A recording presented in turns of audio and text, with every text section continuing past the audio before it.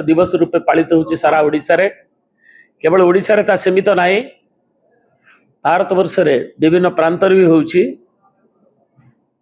एपरिक प्रवासी ओडिसा माने मध्य ओडिसा दिवस पालन अवकाश रे विभिन्न दिन रे बिजू बाबू को ऊपर गोटे चैप्टर भी अनेक जगह रे आमको आमंत्रण करछंती, से आलोचना करछंती।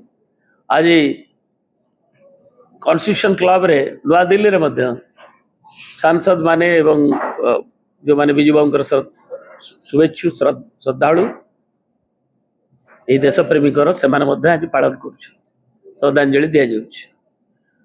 एवं बिजू बाबू थिले ओडिशा रो जो स्वाभिमान तार से थिले स्पर्धित उच्चारण जी सब बेले निजे कहते जे कलिंगा साहसिका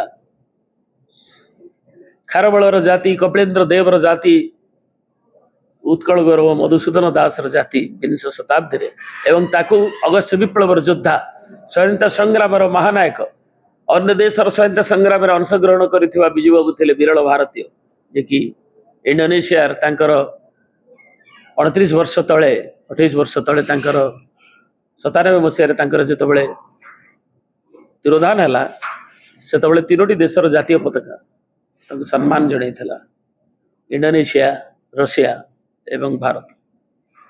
तेणु ये महानायक एवं ओडिशार तांकरी उपरे जो आलोचना चक्र सारा राज्य आज अनुष्ठित हो जाइए।